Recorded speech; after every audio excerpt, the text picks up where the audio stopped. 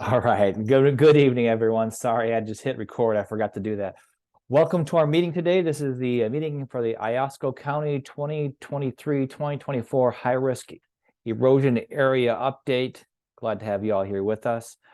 My name is Jim Ostrowski, and I work in the Environmental Support Division here at EGLE. We've got about 19 people logged in right now, and I'm sure we'll get several more come on because we did have several more registered tonight. I'm just going to run through a few logistical details. I'm going to hand it over to Zach, who's here with us tonight. First of all, the lines are all muted at this time. If you have a question, you can type it into the Q&A box on your Zoom toolbar. We'll be going over questions after Zach's presentation. We are also recording this meeting just like we do all of our public meetings and hearings. You'll be able to find it on our YouTube channel in the next couple of days. If you look there, you'll find it. And I'll also be sending an email out to everyone after the next couple of days. Everyone that registered will get an email with a direct link to the recording as well. Also, just keep an eye on the chat because you'll probably drop a few links into the chat that you will find useful. With that, I'm going to turn it over to Zach. And Zach, you can go ahead and share your screen and take it away.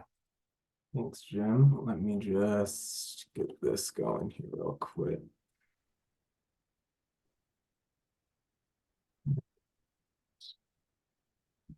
There we go. We all good? Yep, we're good to go. So take it away. Well, good evening, everyone. Thanks for being here and taking some time to learn more about our Iosco County 2023 and 2024 high-risk erosion area update study. My name is Zach Chamberlain, like Jim said. I am a Great Lakes analyst with the Michigan Department of Environment, Great Lakes and Energy's Water Resources Division. Also here tonight with me is Amy Lowndes, our Field Operations Support Section Manager. So tonight I'm going to start with some background, and then I'll move into talking about the law, the study that we recently conducted, the implications of the study, and the permitting process for building a structure in a high-risk erosion area. So the Iosco County shoreline was last studied in 1983 to 1986, and the high-risk erosion areas that are currently in effect within the county were designated in 1986. So it's been a good chunk of time since we've had an update for the county. Moving into a little bit of background, we know that the shorelines of the Great Lakes are a dynamic and quickly changing environment. Erosion is a natural shoreline process of the Great Lakes. I know if any of you folks live along the shoreline, you don't need me to tell you that. But erosion is impacted by fluctuating water levels, by storm events, groundwater seeps, surface water runoff, geology of the shoreline, harbor structures, and human impacts to the shoreline. And although well-intended, hardened shorelines like seawalls and revetments may add to erosion by interrupting shoreline processes like the flow of sediment along or on and off the shoreline. So like we said, fluctuating water levels have an impact on erosion rates. The Army Corps of Engineers tracks water levels on the Great Lakes, and we're currently well below the historic high water levels of 2020, which are, let me turn my pointer on, up here. We are the red line. I know we're a month behind. This was the most up-to-date chart that the Army Corps had on their website as of this morning. They provide projections up to 6 months out. They have a longer one too, but with projections, we do have a degree of uncertainty that increases the further out you predict or you project.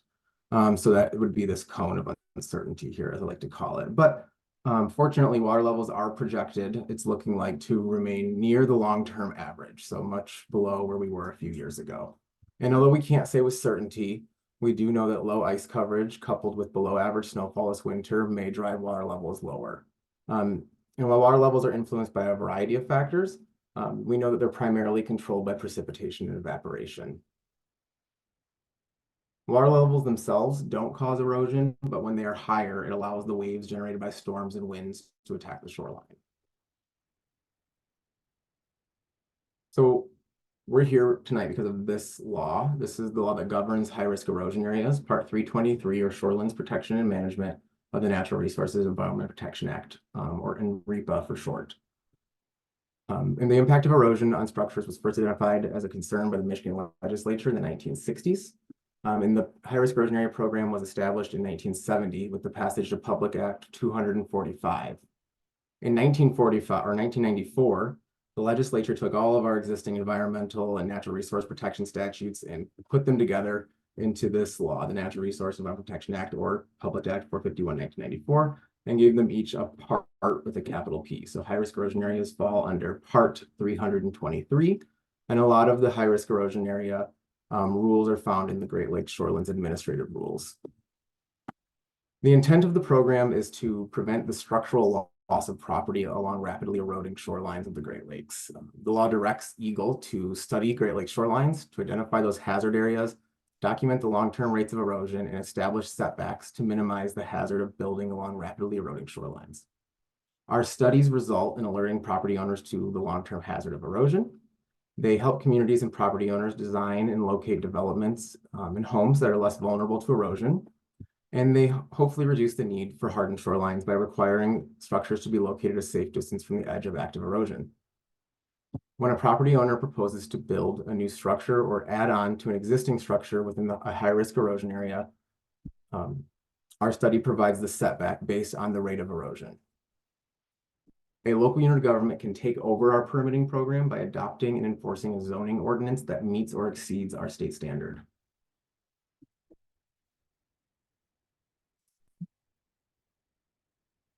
So what's a high-risk erosion area?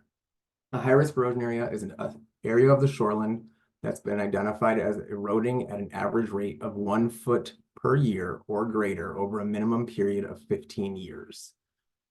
We consider these areas at risk for structure loss if a structure is placed too close to the edge of the shoreline. The original studies of high-risk erosion areas were conducted in the 1980s and resulted in designations in 36 of the 41 coastal counties. Second rounds of studies began in 1990s, and we are currently almost done going through the entire second round of studies. As a result, currently 28 counties have high-risk erosion areas.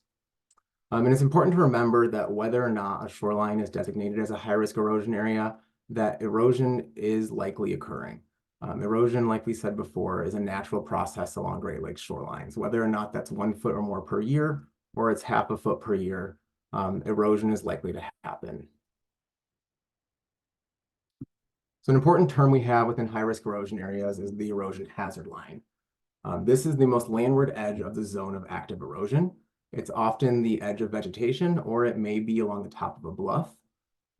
Here in this example taken in Alabaster Township in April of 2023, when we were there conducting field work, we identified an erosion hazard line approximately there along this edge of active erosion, this actively eroding shoreline. Along an armored shoreline, it might be the top of a seawall or the backside of a revetment.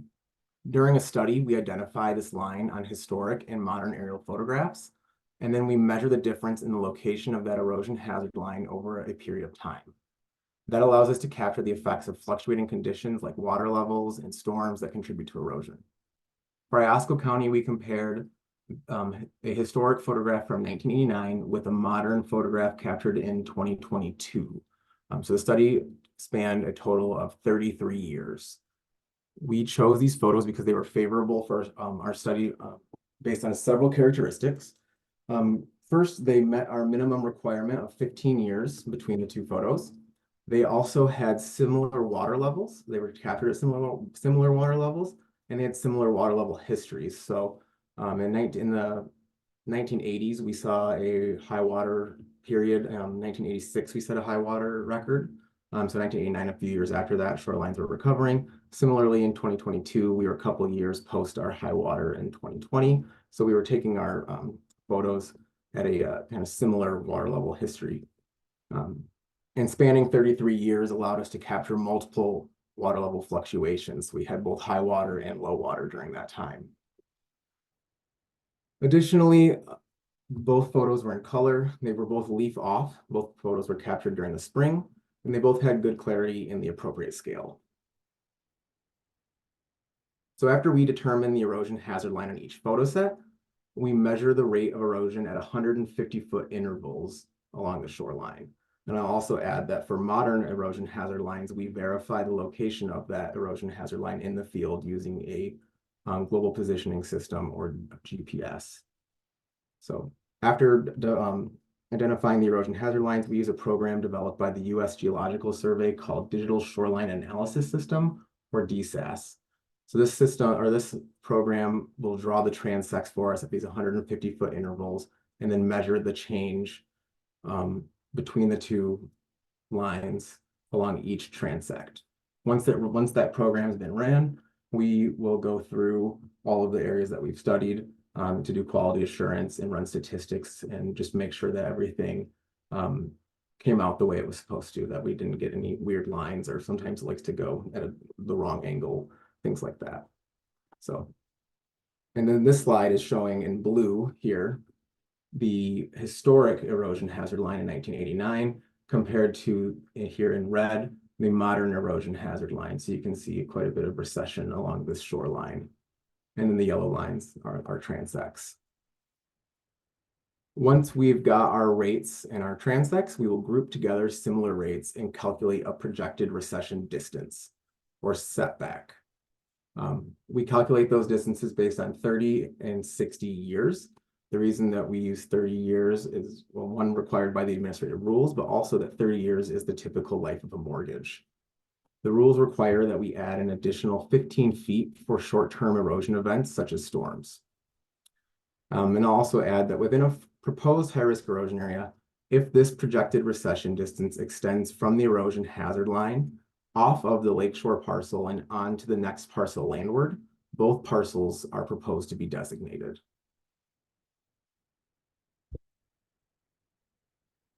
So switching gears here a little bit into our specific Iosco County shoreline. We'll start with a little bit of just kind of our key findings here, and then get into each local unit of government specifically. So Iosco County shoreline has been affected by erosion both historically and continues to be affected by erosion today. In some areas of the county and previously designated high-risk erosion areas, such as this one up here, the shoreline has been altered and developed with riprap and seawalls. And along these areas, recession has reduced such that the shoreline is no longer eroding at a rate that warrants designation as a high-risk erosion area. And we are proposing to de-designate these areas. In other areas that are armored, shoreline armoring may have failed, and the shoreline continued to recede despite the seawall or revetment, and they continue to have higher rates of recession. In other areas that were identified as high-risk erosion area in 1986, the shoreline remains in a more natural state, and the beach has expanded along with the vegetation and growing coastal wetlands. In some of these areas, it appears that the sand and vegetation may be acting as a natural buffer to wave energy, and some of these areas were found to have rates that no longer meet the high-risk erosion area criteria, and they are proposed for de-designation as well. In other portions of the study area, however, shorelines continue to recede at a rate that warrants high-risk erosion area designation, such as this one down here.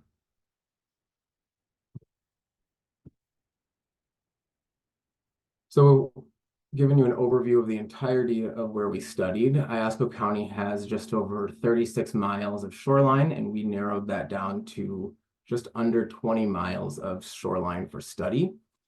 We studied all areas previously designated in 1986. We reached out to local officials to request their input on our study areas.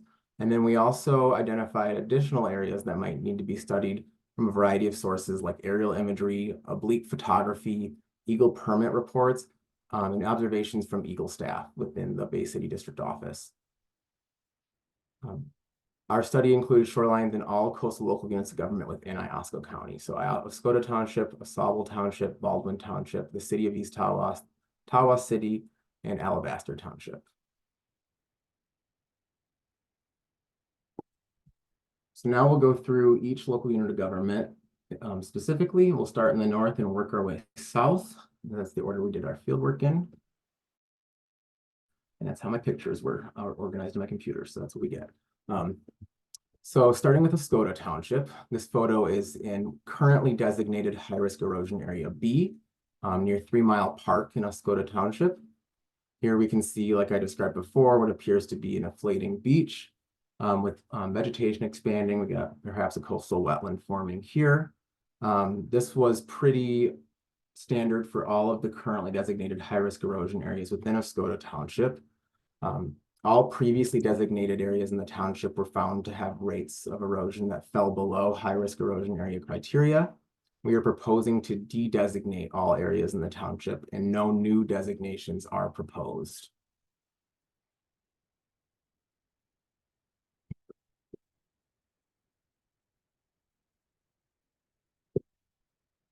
So Osable Township, this is in high-risk erosion area D, current high-risk erosion area D, looking north. Some erosion was observed within the township during our field work back in April 2023. However, none of the township was found to meet high-risk erosion area designation criteria. In the north of the township, we observed some areas that had inflating beach and expanding vegetation, similar to Oscoda Township. Further south, the shoreline was more developed and had more seawalls and revetments with less beach. We are proposing to remove all designations from Osable Township, and no new designations are proposed. Baldwin Township. I visited both of the existing high-risk erosion areas, high-risk erosion area A and high-risk erosion area B in Baldwin Township. Starting up here in the top left corner, this is a photo looking south within high-risk erosion area A. Along all of high-risk erosion area A, the shoreline was found to be receding at a rate of less than 1 foot per year. Much of that shoreline had been developed and contained what we see here, revetments and seawalls. All of high-risk erosion area A is proposed for de-designation, and no new designations are proposed within the area of high-risk erosion area A. And I'm saying area a lot, so I can clarify at the end if we need to. I also visited the shoreline along all of high-risk erosion area B. This is the photo up here in the top right-hand corner. I'm at the very north end of high-risk erosion area B looking south, so you can have some beach here. And you can see looking towards the south, it is more developed with looks a lot more like what we see in this photo here.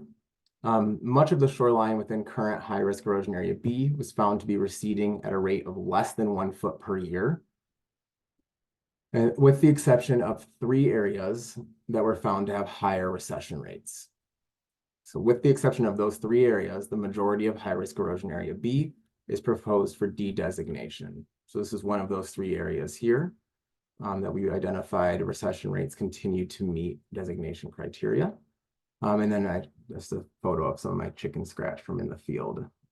It's hard to read now. Looking back, looks like it was like 40 that day. So might have been shivering. So within Baldwin Township, we have 3 proposed high-risk erosion areas, or 3 areas of the shoreline that are proposed to remain designated. Proposed high-risk erosion area C, or what we're calling East Birch Drive, was found to have a recession rate of 1.5 feet per year. The 30-year projected recession distance is 60 feet, and the 60-year projected recession distance is 105 feet. High-risk erosion area C contains 4 parcels, and this is a lower setback for all 4 parcels, with the exception of a portion of this most southern parcel, which was previously split between 2 sub-high-risk areas and had 2 separate setbacks on it. And we can see that the shoreline at this location is much receded compared to the shoreline at either location north or south.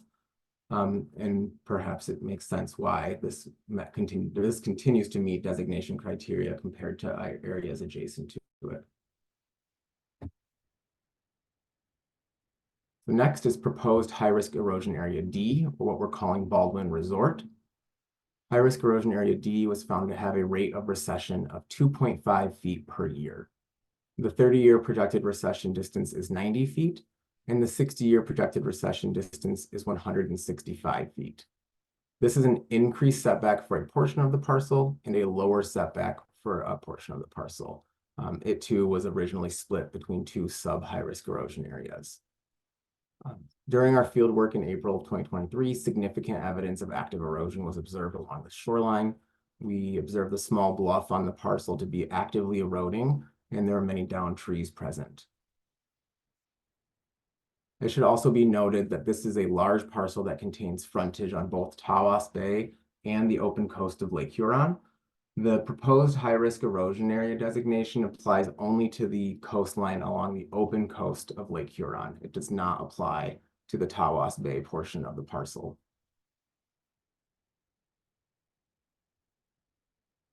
Proposed high-risk erosion area E, or Tawas Point State Park, is entirely within the state park boundary. It was found to have a rate of recession of 2.5 feet per year. The 30-year projected recession distance is 90 feet, and the 60-year projected recession distance is 165 feet. During our field work, we did observe evidence of what appeared to be recent erosion damage. And this is, I believe, an increased setback. I didn't write it in my notes. My apologies. Increased setback, though, I'm looking right, compared to what was previously here for the two parcels. So why is it eroding? If we take a look back and we look at digital elevation models as well as aerial imagery of this region, we can kind of see two major things here. One is that a lot of the shoreline of Iosco County is composed of dune and swales.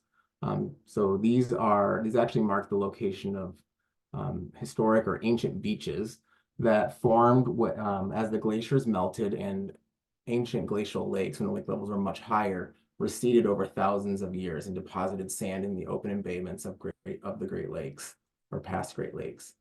So each ridge or dune is a former beach ridge, and then as the water level fell, it left a swale in between, and then where it stopped again, it left another beach ridge, and then did that multiple times, and that's how we get these successive ridges of shoreline. So these areas are composed of erodible sediments, mainly sand, and they are located in this high energy environment along the open coast of Lake Huron. Additionally, we have what is probably the best example of a sand spit in all of the state of Michigan here at Tawas Point. Sand spits are known to be high energy environments that are subject to rapid change. I'm sure we could find a lot of really good examples of Tawas Point before and after storms and see that this area has changed a lot, or will change rapidly in a short amount of time. The other thing we can see here is that we have sediment deposition happening on the backside of the spit. And we know that sediment has to be coming from somewhere. And so what's likely happening, or we can take an educated guess, that we have erosion happening up and down the shoreline. Up here, it's being transported in the down drift or down the shore in the predominant wave direction, down the shoreline, and then getting deposited on the backside of the spit. So when we take a zoom out, it makes sense as to why we're seeing these proposed high-risk erosion areas in the location we're seeing them from a local geology perspective.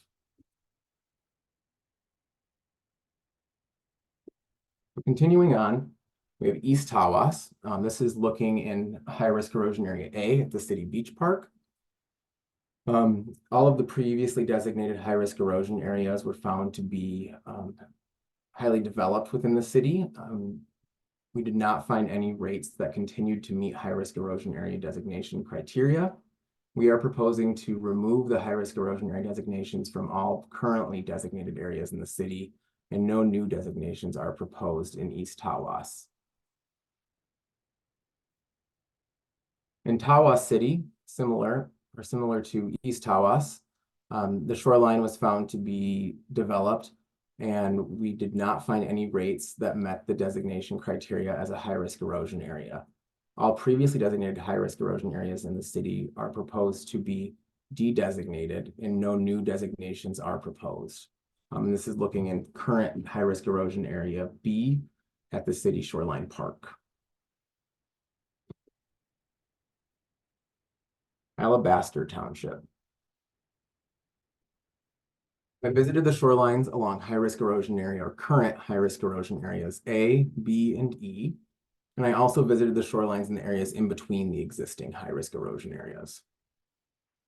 We did not purposely exclude any areas from the field study, but public access to the shoreline did limit my ability to visit some locations within Alabaster Township.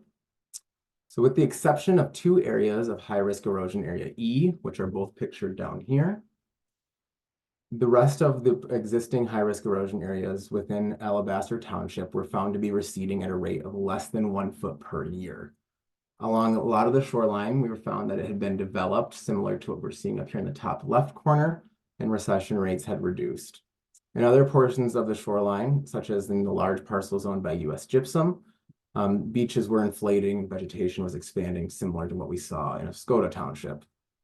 So again, with the exception of 2 areas previously designated within high-risk erosion area E, all other areas in Alabaster Township are proposed for de-designation. So proposed high-risk erosion area F is located within former high-risk erosion area E. Proposed high-risk erosion area F, or what we call Keystone Drive, contains 6 parcels. For 2 of these parcels, the proposed designation is a lower setback.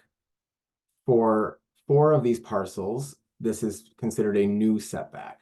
And that is because these are second-tier parcels from the shoreline. So like I explained earlier, if a projected recession distance when measured from the erosion hazard line extends off of the lakefront parcel and onto the parcel behind it, those parcels also become proposed for designation. And that is what has happened here. The skinnier parcel has eroded such that the proposed setback distance now extends onto these 4 parcels.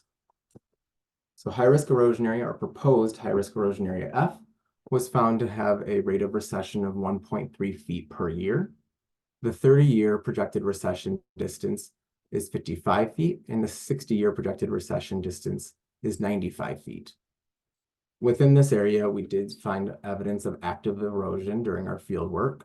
There was an actively eroding, about 5-foot tall sand and gravel bluff with many fallen trees present.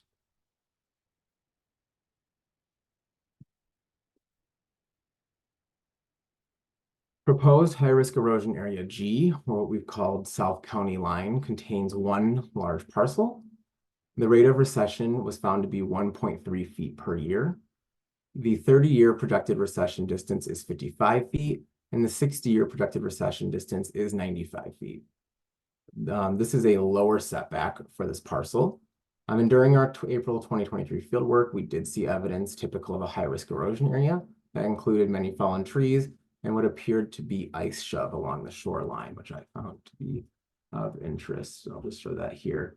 I believe that's what we were seeing up here, where the ice had shoved up a ridge of rocks and debris at the backside of the shoreline. So why is it eroding? Again, looking at aerial imagery, and this time I've got the digital elevation model here. So this takes from LiDAR, which uses lasers to take to measure the surface. It shoots a laser down, and then that laser reflects back up to an airplane that's got a machine to record how long it took it to get there, so we can get an elevation data set from that, and we can create this model. But so looking at the digital elevation model and aerial imagery, we again see that this location is composed of our beach ridges, or our dunes, and our swales. So again, we have these sediments that are susceptible to erosion, these sands that are located along this open coast, high energy environment of Lake Huron. The other thing that I think of when I see this too is I see this higher elevation area back here. I know we have the gypsum mines nearby, which suggests that bedrock is likely shallow in this location. So we have older, more resistant sediments back here, younger, more highly erodible sediments up here in this high energy environment that are susceptible to erosion. So when we kind of put that into the landscape context, it makes sense as to why we are seeing proposed high-risk erosion areas.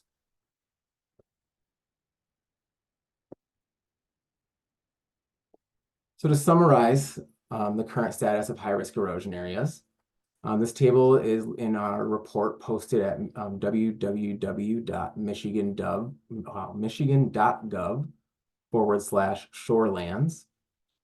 Like I mentioned before, Iosco County has 36.2 miles of Lake Huron shoreline. We've narrowed our focus to 19.6 miles, and we're proposing 5 high-risk erosion areas within previously designated areas. We are proposing to remove the designation from all other high-risk erosion areas that had been previously designated in 1986. The highest 30-year setback that we are proposing is 90 feet. The lowest is 55 feet from the landward edge of active erosion. The highest 60-year setback is 165 feet, and the lowest 60-year setback is 95 feet from the same point on the shoreline. So what does designation mean? Designation as a high-risk erosion area means the property owner has more information when it comes to deciding the best location to minimize potential impacts of the erosion hazard for future homes, additions, or new septic systems.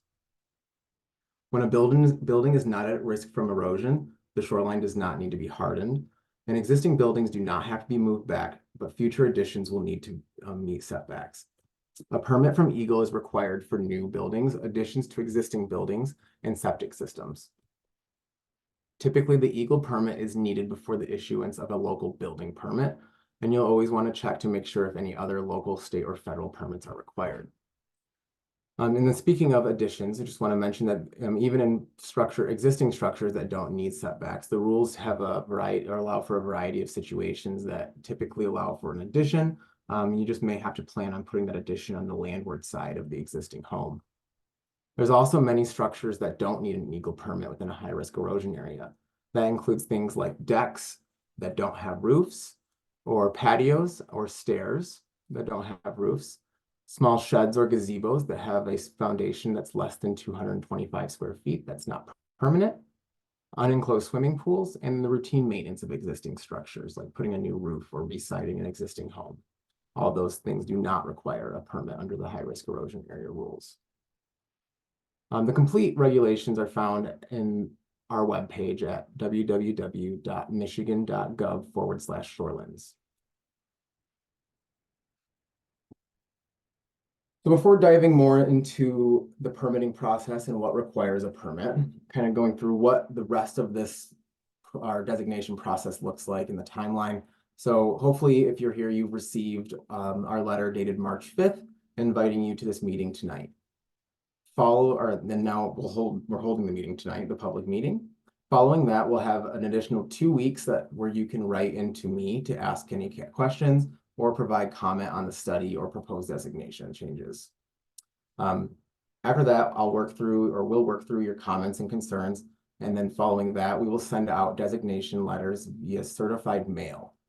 Those letters will officially establish the high-risk erosion areas within Iosco County or officially de-designate properties if you're receiving a de-designation letter.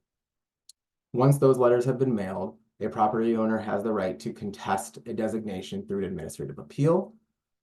That process is done through a written appeal submitted to the Office of Administrative Hearings and Rules within 60 days of the certified mailing, and it may result in an administrative hearing.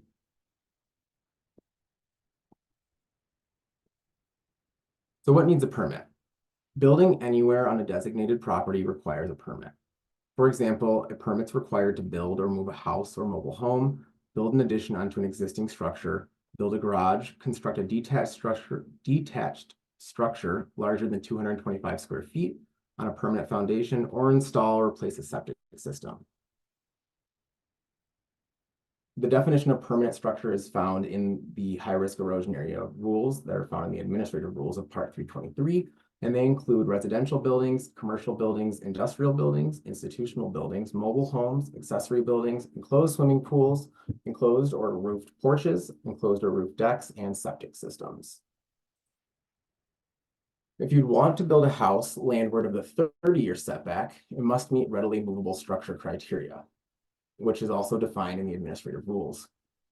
Those criteria place limits on the size and type of foundation, the type of construction of the walls above the foundation, the exterior siding, the number of living units, and access to the building. If the house is ever threatened, hopefully the property owner can then relocate the home on the property. And don't feel like you need to write these down. These are all, like I said, in the rules and available on our webpage. But the specific readily movable structure criteria are that the first floor foundation must be 3,500 square feet or less, and that includes attached garages, cantilevers, and covered or enclosed porches or decks. The foundation size of the garage, attached or detached, cannot exceed 676 square feet. It may be on a slab, but it may not have internal walls or plumbing. The building's foundation can be a basement, crawl space, or pilings, but it cannot be a slab on grade, only that garage may be. All above foundation walls must be stud frame, construction, or whole log. Exterior siding can be wood, vinyl, cement board, brick, cultured stone, or stucco. There can be no more than 4 living units in one building, and there must be sufficient access and acceptable grade for the building to be relocated if necessary. If those criteria are met, you can place the structure behind the 30-year setback.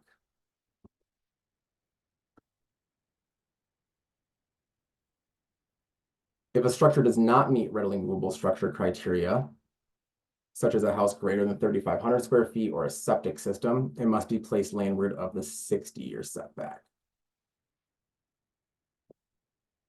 And to give you an idea of what that looks like on when we place it on a property, we have our 30-year setback here, our 60-year setback here, both measured from the same point, the erosion hazard line, which is that zone of landward edge of the zone of active erosion, typically that edge of vegetation. Here behind our 30-year setback, we can place the readily movable structure only. A non-readily movable structure, like a 4,000 square foot home, must be placed behind the 60-year setback. A readily movable structure could also be placed back here, but it is allowed to go closer all the way up to this line. A septic system would have to be placed behind the 60-year setback back here.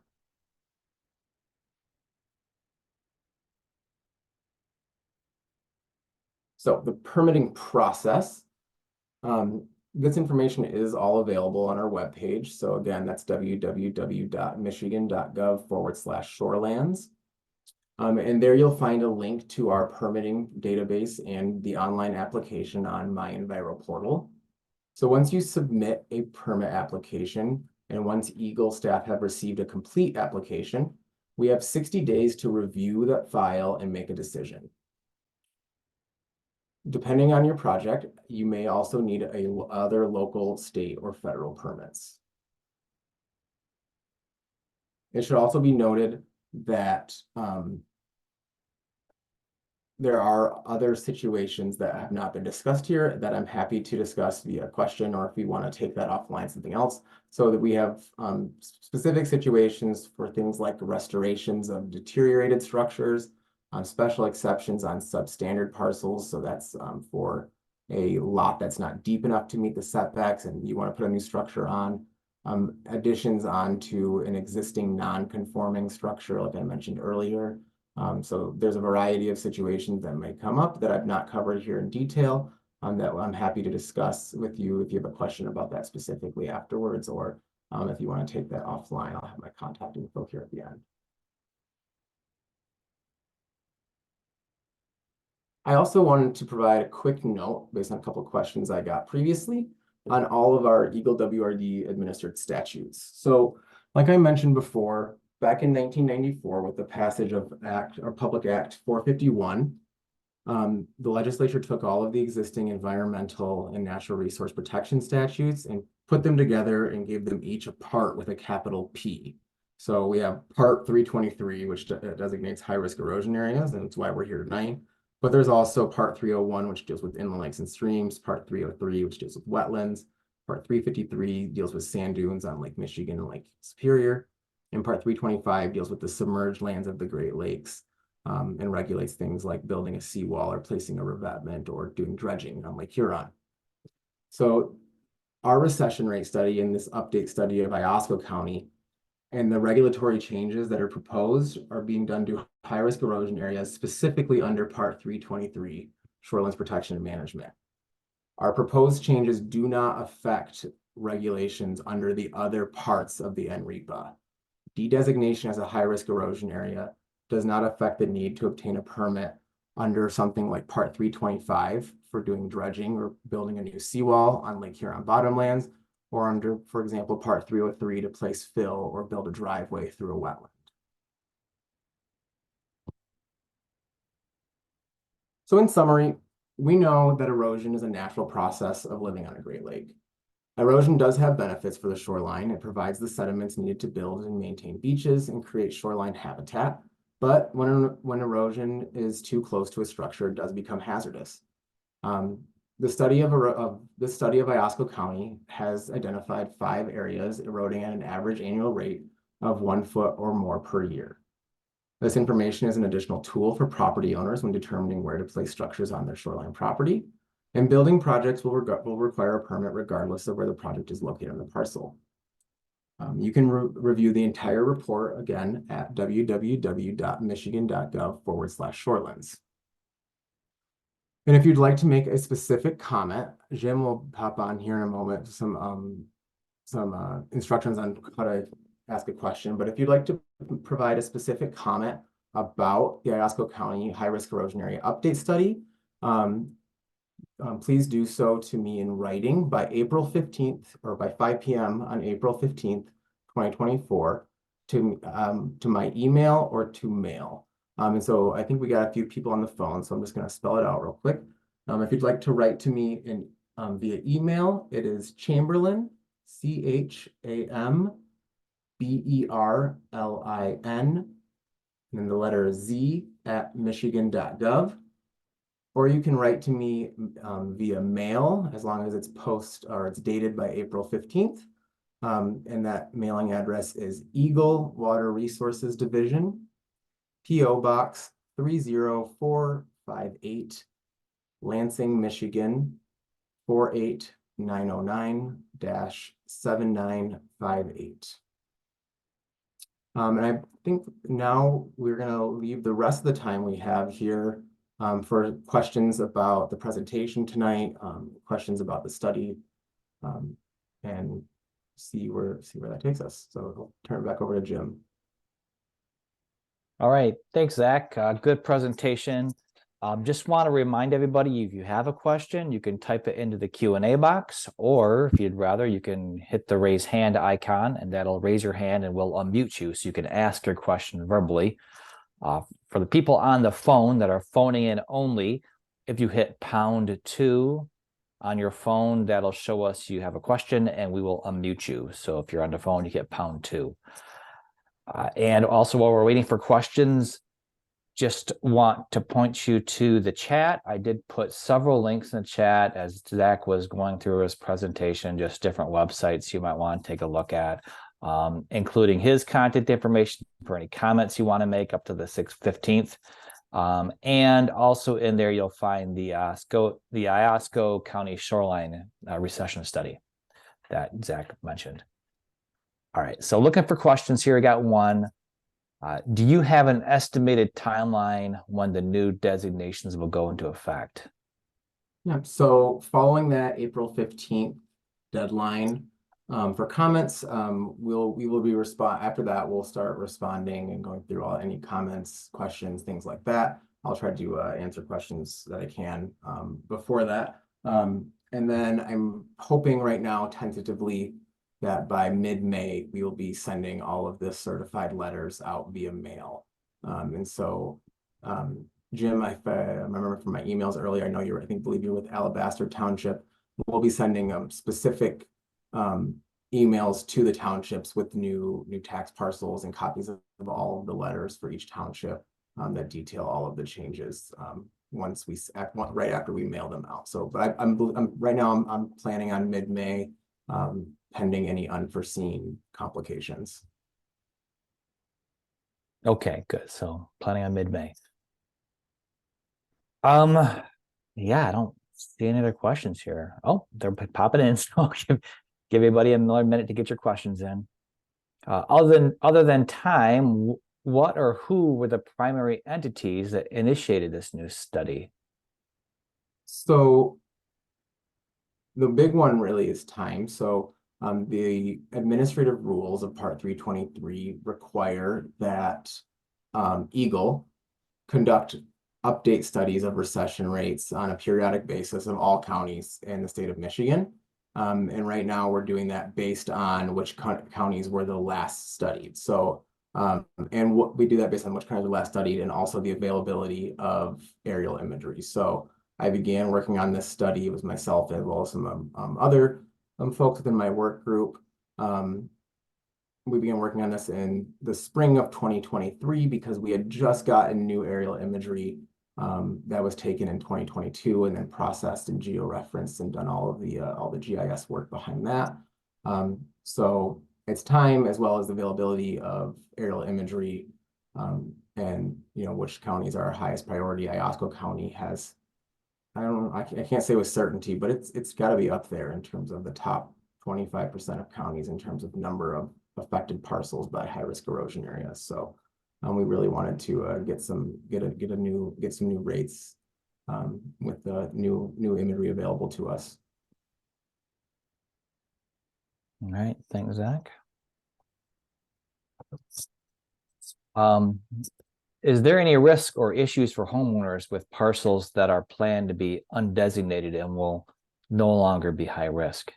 I don't know that there's any risks or issues. I mean, I think you now have the information that we've conducted a study and found that the recession rate no longer meets our designation criteria of 1 foot or more per year.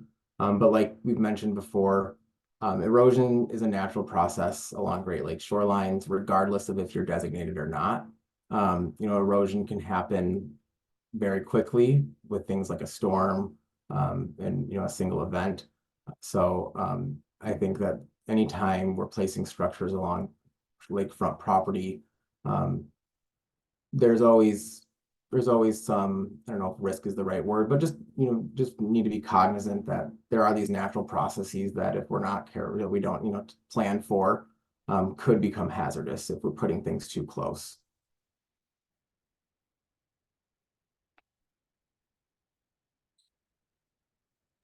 Sorry about that. Yeah, for resources in the chat, I did put some resources in there for high-risk erosion areas. The website has got a lot of good information on there.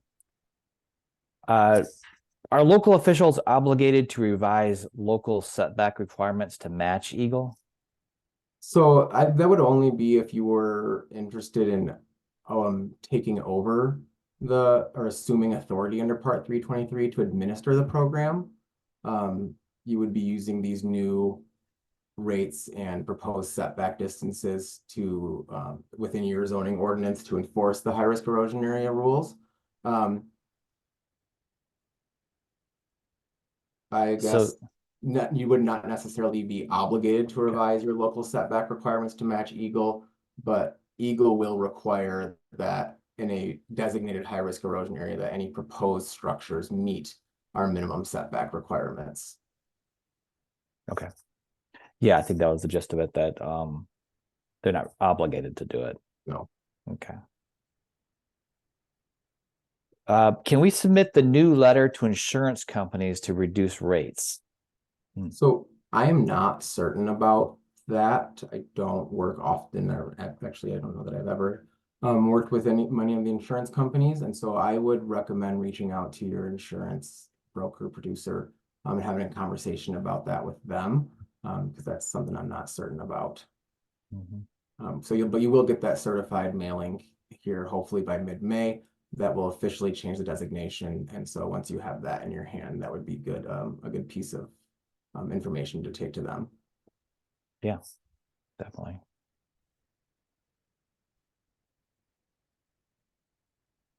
Okay, Zach, just checking to see if there are any more hands raised, and then I don't see any. I'm not seeing any more questions.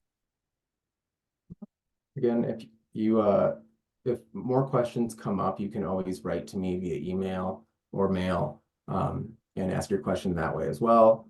My contact information is still on the screen. Yep. Maybe? Am I still sharing? Okay. So still there. That email is the best way to get a hold of me. I check it I'll definitely respond there. Or if you prefer mail, you can get to me that way. I'm happy to answer any questions that way. And like I said earlier, if you're in like a proposed designation and you have a specific situation you want to talk through, or things like that, happy to talk through those as well. Yeah, put your contact information in the chat there too for everybody so they can grab it. All right. Well, I'm not seeing any more questions, Zach. So did you have anything else you wanted to mention and wrap up? Don't believe so. I think that's it. I just wanted to say thank you everyone again for taking the time to be here and to learn more about our high-risk erosion area study. There is more, like I said, more information available. I think Jim put it in the chat at www.Michigan.gov/shorelands, including our full report there. Yeah, just when I always say that, there's always a question that comes in. So I did have one more question that came in. I just want to clarify. Did I understand there are some properties in Baldwin that will still be at risk? So yes, there are still three areas within Baldwin Township that are proposed to remain designated. And I can click back to those slides. So here's kind of a zoomed out, doesn't show you the parcel level. So in southern Baldwin Township here closer to the state park, these are proposed high-risk erosion area C, proposed high-risk erosion area D, and proposed high-risk erosion area E. These are all located within a current high-risk erosion area. The rest of that high-risk erosion area is proposed to be de-designated, but these three areas were found to be continuing to recede at a rate of 1 foot or greater per year, and they are proposed to remain designated. And so there are these three areas specifically, high-risk erosion area C, or East Birch Drive, high-risk erosion area D, or Baldwin Resort, and high-risk erosion area E, or Tawas Point State Park.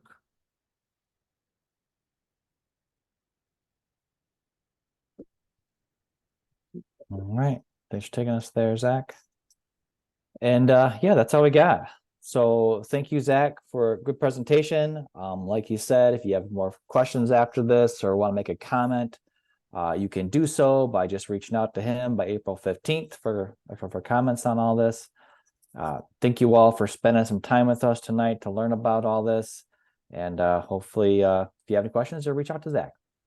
Thanks, everybody, and have a great rest of your day. Bye-bye. Thank you, everyone.